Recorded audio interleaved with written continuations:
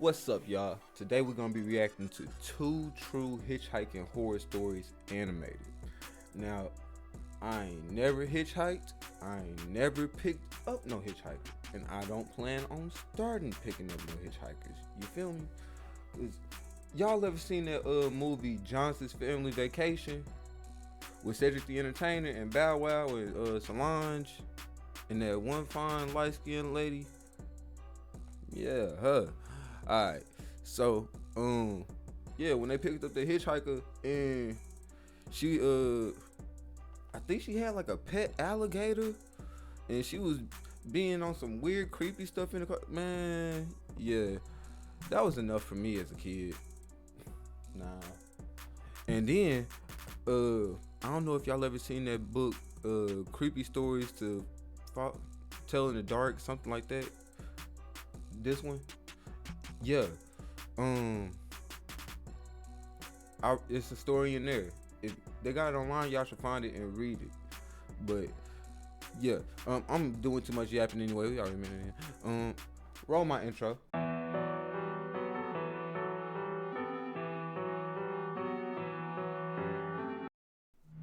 It was supposed to be a drive to reconnect, a chance for Mark and me to find some common ground after months of bickering and silence. The rolling hills and the quiet of the countryside seemed perfect, but that night, as the sun dipped below the horizon and painted the sky in bruises of purple and orange, our hope of reconciliation turned into a nightmare. We were on an old country road, far from the city's chaos, when we saw him.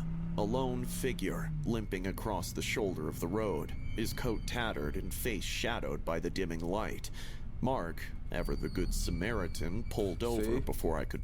What I be telling y'all about being good Samaritan. About being good Samaritans. Let's see how his good Samaritan pays off. Protest. Hey man, you need a lift? The man paused, looking up with an unsettling smile under his old eyes. Would you? I'm just trying to get to the next town over. His voice was hoarse, like gravel being crushed under... Man, and y'all remember the intro to Texas Chainsaw Massacre?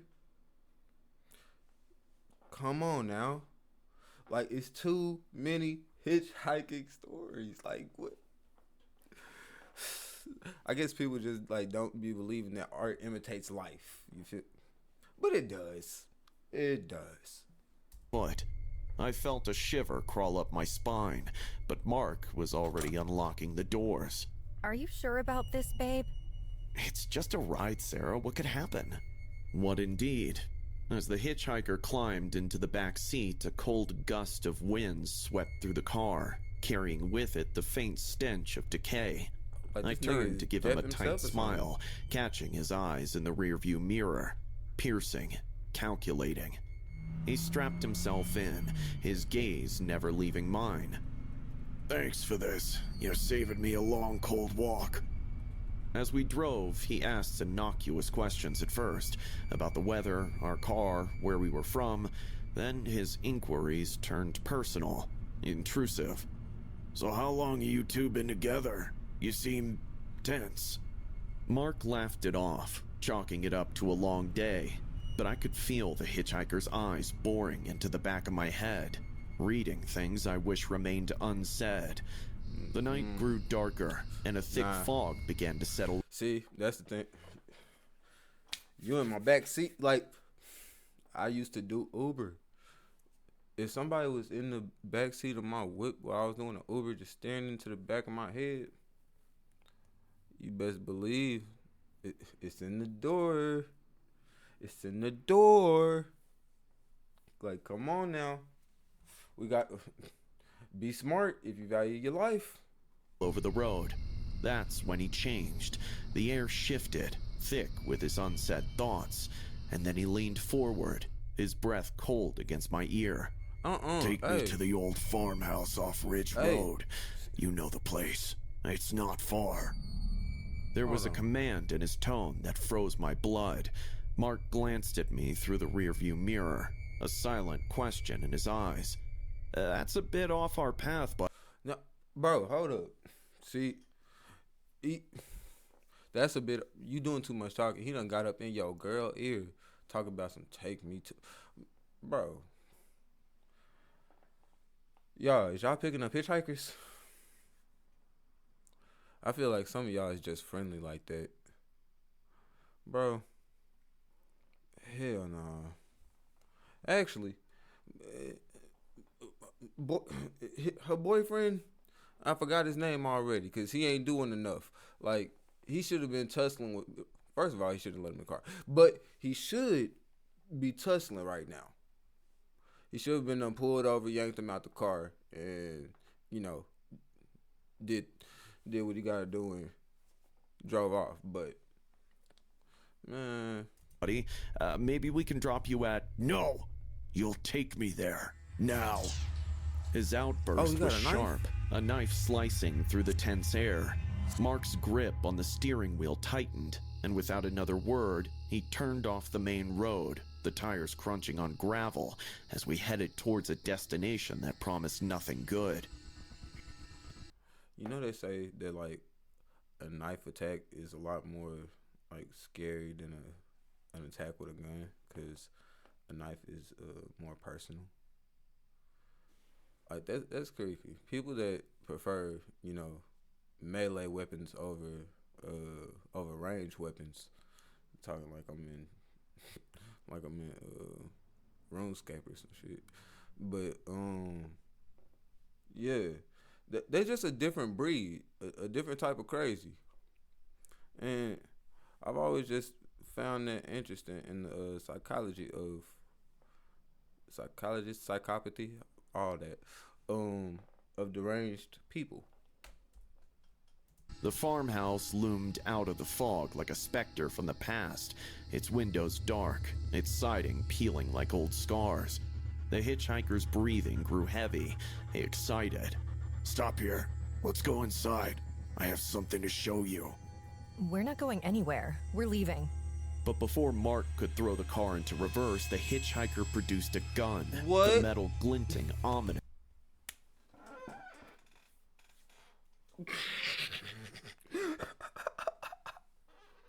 It's not funny, but bruh, why, like, why you threaten me with a melee weapon and then pull out your range weapon?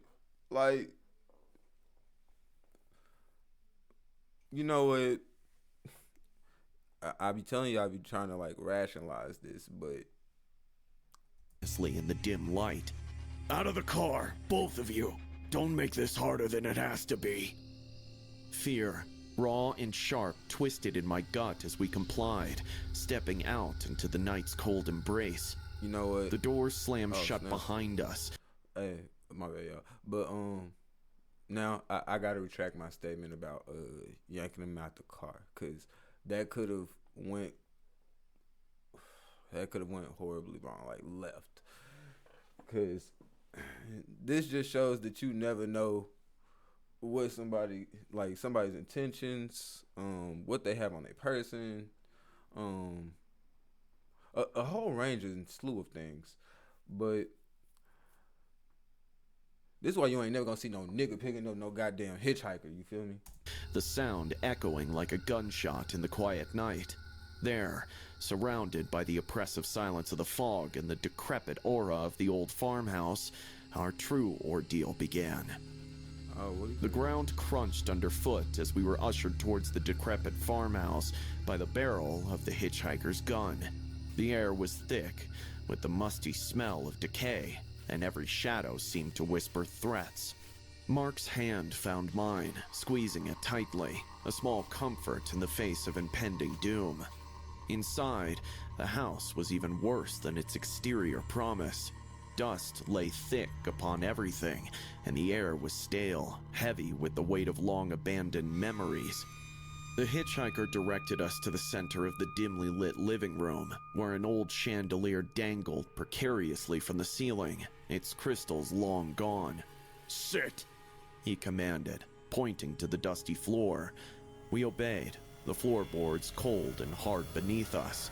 He paced before us, the gun always aimed in our direction, his eyes wild with a feverish gleam. You see, this house, it holds memories. Memories of pain, of betrayal.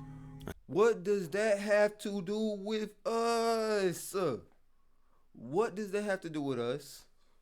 Why? I don't be understanding why like good Samaritans have to like this would be turning people cold. This would be making people not trust nobody, not want to lend a helping hand. You see the advice I be giving in these videos. Shit, if Shorty if she seem like she need help, but she really don't need help, she trying to say, probably said it in one of these videos. I done made a lot of them today. Oh well, but yeah, this is what makes the world so distrusting and such a scary place. But man, again, wouldn't have picked him up. And why he look like a bat? This nigga look like Dracula. Why did draw this nigga like Dracula? And tonight, you will help me right the wrongs. His words slurred into madness, revealing a mind unhinged by past traumas, now projected onto us. He began to rant about his childhood, about the parents who abandoned him, the cruelty he endured. We were his chosen audience, a captive pair to bear witness to his unraveling. We have nothing to do with your past. Let us go. We won't tell anyone we were here. He shot a bullet in the air, tearing me up. Quiet! You're a part of this now. Wait, you must pay. It's not funny, but he made you cry in front of your lady when he shot the gun. Like that was the part that made you cry. It's in front of your old lady. The price of listening, of understanding. He began setting up what looked like a bizarre ritual, placing old, faded photographs in a circle around us. Each photo seemed to depict moments of a troubled family life, a child's birthday with no guests, a Christmas morning with no gifts, a graduation with no applause. Damn.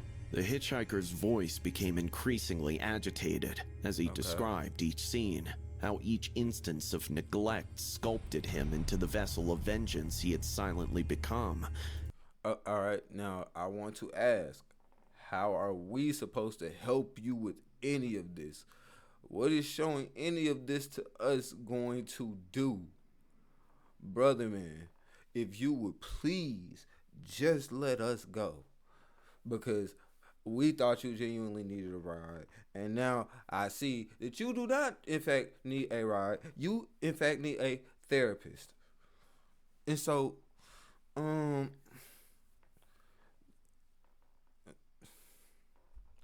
please don't kill us.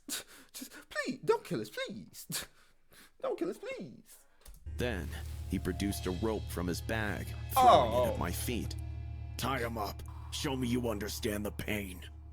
The command was chilling, but it sparked a desperate idea in me.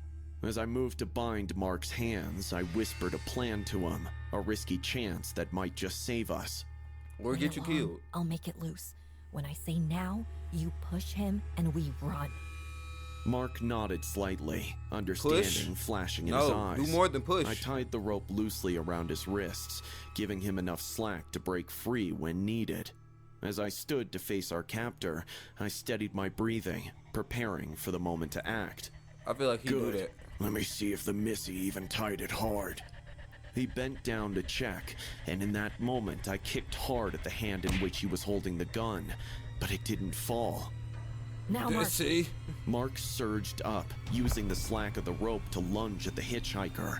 Startled, the man staggered back, firing a wild shot that went wide. The moment of chaos was all we needed. I grabbed Mark's hand and we bolted, racing towards the front door. We burst into the night, the cool air sharp in our lungs. He has a ranged weapon. Yeah, that's what we're gonna start calling them on the channel now, creeps. Ranged weapons. So he has a ranged weapon, and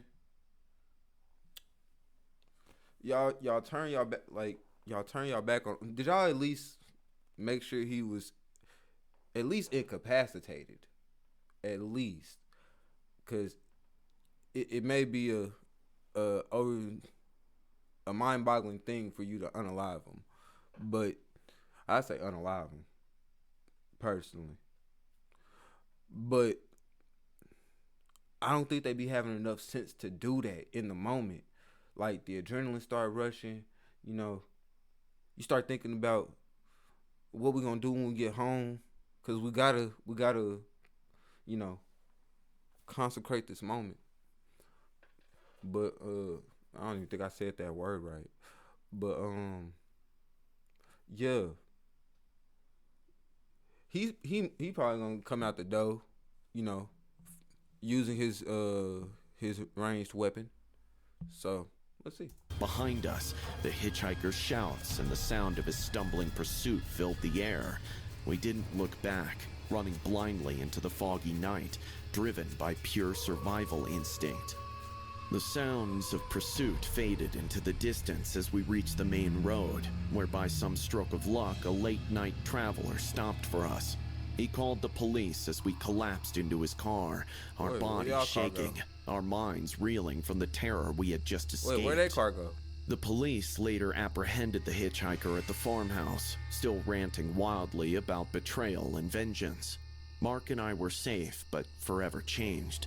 The ordeal left scars that no time could heal fully, a haunting reminder of the night we faced pure madness and survived. Reflecting on it all now, I realized how close we came to a different ending, one written by a madman driven by the ghouls of his past. But in the frantic escape, in our desperate will to live, we rewrote our fate, choosing life over death he had planned for us. You know what? I feel like they're probably married now. I mean, or if they were already married, because I don't remember. They're probably even closer now. Trauma bonds people in ways that regular life events can't. It was just past midnight when I first saw him, a solitary figure standing by the side of the road, Like Macaulay thumb Culkin. outstretched towards the murky glow of my headlights. His presence was as unexpected as it was unsettling. This stretch of highway was seldom traveled, even during the day. Reluctantly, I slowed the car, the window rolling down with a hesitant whir. "You need a lift?" I called, my voice betraying a trace of unwilling curiosity. The man nodded. A grateful smile crossed his weathered face as he hurried to the passenger side. I'm sorry, both of these people look suspect. And he looks like a vampire as well. Like, why are they depicting the hitchhikers like vampires? Thank you. He said, settling into the seat and pulling the door shut with a definitive thud. I wasn't sure anyone would stop. As we drove, the fog seemed to thicken, let him curling get in your around the front car seat? like a living entity. "So where are you headed?" I asked, glancing at him. He was older than I first thought, his eyes deeply set and carrying a weariness that seemed out of place. Just up ahead. He replied, gesturing vaguely forward. Not far. That's when the oddities began. First, it was the radio. As we talked, it spontaneously switched on, flipping through stations rapidly, settling on an old-time tune that crackled with... What FM? What FM? Look, he may be a vampire, or an otherworldly being, a paranormal apparition. Yeah, I've been trying to get my vocab up, but yeah, bro. I'm going to repeat it again. Don't pick up people on the side of the road. What is that? I'm sorry. I think I've never heard a duck over here. But anyway, yeah, don't pick up people on the side of the road. 2, be aware of your surroundings. When the radio randomly cuts on and you know your car works perfectly fine. Yeah, it happens after this random person that you've never met before gets in your car.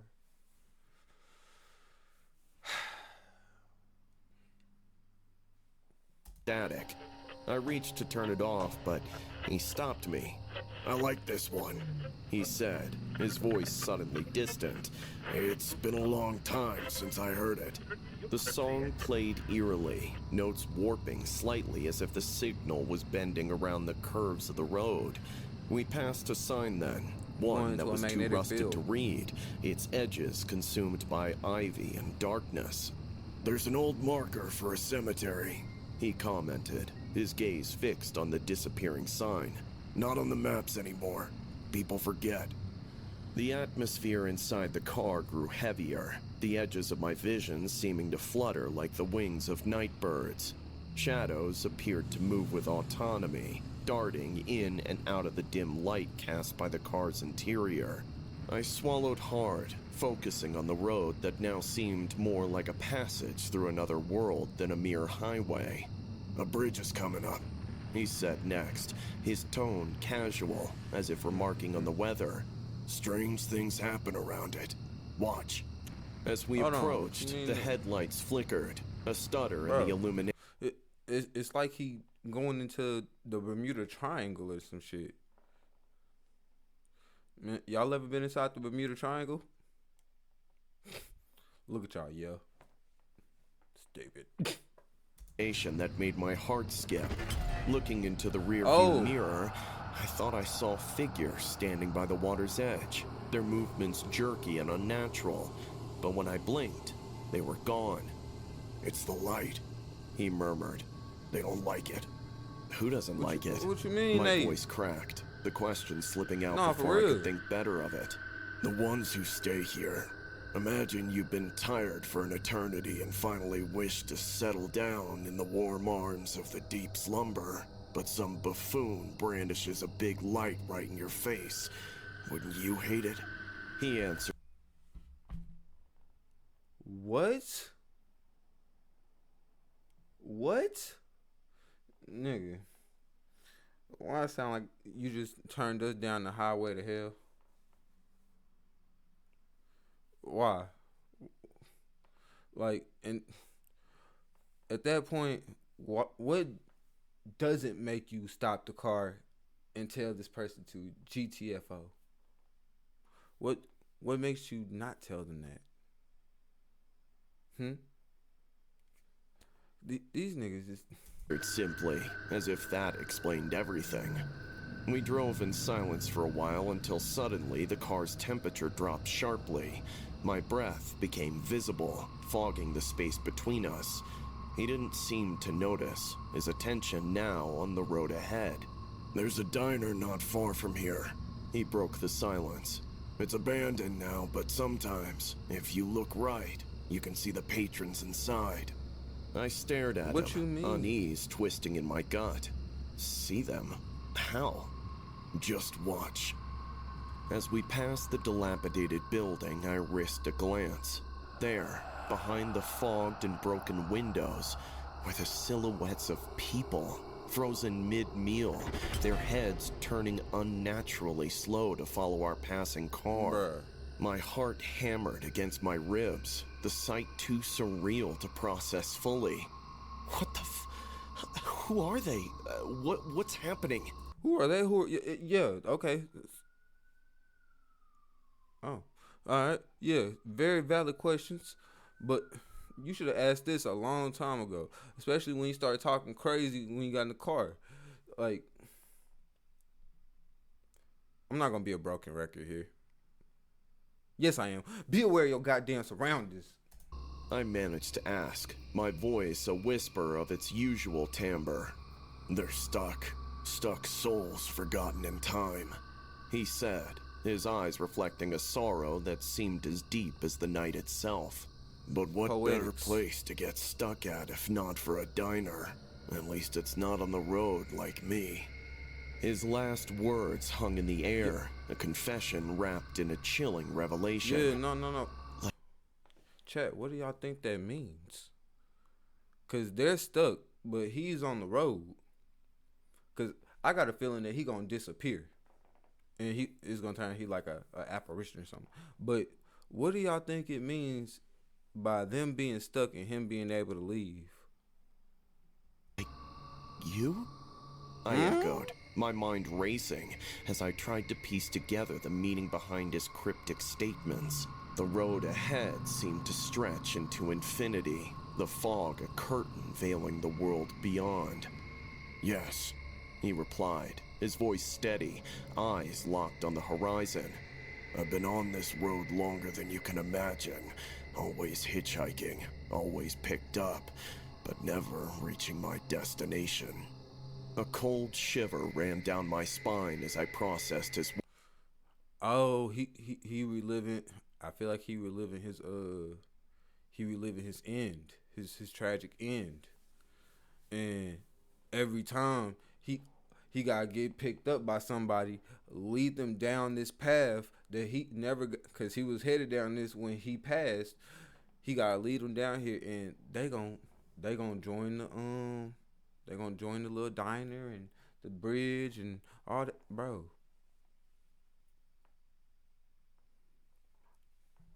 I figured it out. See, this is why y'all gotta have Detective Nico on the case. Words. Why? What keeps you here? I asked, not sure I wanted to hear the answer. He turned to look at me, his face illuminated by the intermittent flicker of the dashboard lights. Unfinished business, he said, the cliche ringing eerily true in the context of our ghostly journey. There's something I need to do, something I should have done long ago. What is it? I Yeah. asked, the weight of his gaze making it difficult to concentrate on the road. Just keep driving, He instructed, pointing forward where the road took a sharp bend. It's Bro. not far now. As we rounded the curve, the air grew oppressively tight. See, they don't be reacting to their instincts enough. I would have stopped the car. There is no you said you said it yourself, you never make it to your destination. So why would I keep on driving? That doesn't make any sense.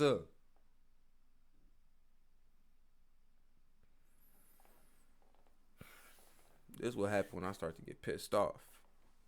As if the night itself was constricting around us. The radio burst to life again, this time spewing a jumble of numbers and static that made my ears ring. The car began to shake, a mechanical shudder that grew with each meter we advanced. This is where it happened, he said softly, almost lost beneath the cacophony of the radio and the rattling car. Cacophony. My car had a flat tire. I was out, crouched on my knees, when an out-of-control wagon came for me, and I don't remember anything else after that. The words had barely left his lips when a sharp, bright light pierced the fog ahead. Instinctively, I slammed on the brakes, the car screeching to a halt just inches from a massive oak tree that hadn't been there a moment before. My heart pounded violently against my chest, the shock of the near miss paralyzing me momentarily. He opened the door, stepping out into the mist. Thank you, Ray. He called back to me, his figure starting to fade. That is when it hit me. I had never revealed my name to him. Oh, wait! I shouted, No, ain't no my wait. voice hoarse with fear and confusion. Just get out of there. Where are you going? Is this for real? As he disappeared, the radio quieted, and the oppressive atmosphere lifted like a dark cloud passing. I sat there for a long moment, catching my breath, before finally turning the wouldn't have did car it. around. The drive back was unnervingly quiet. The fog seemed to retreat with every mile, and the road behind me felt mundane, no longer a passage through a haunted night, but just asphalt and lines. It wasn't until I reached my own front door that the magnitude of what had happened truly hit me. I was shaking, not from the cold, but from the profound eeriness of giving a ghost a ride. I resolved then that I'd never travel that stretch of road at night again. But as I turned to lock the door behind me, I caught a glimpse of something that chilled me to my core. A set of footprints leading up to my house, disappearing at the threshold, as if someone had followed me home from the fog. And in that moment, I realized that I wasn't truly alone. Oh, Bray. Okay, well that's the end of that. Man, y'all tell me, y'all ever had any ghost encounters? And that word cacophony stuck in my head. Y'all comment like the biggest word that y'all, yeah, if you made it this far, y'all comment the biggest word y'all know. And y'all like, comment, subscribe, man, binge the rest of the channel. And I love y'all. Appreciate y'all. Grateful for y'all. Y'all the best reason I do this. And I'm out.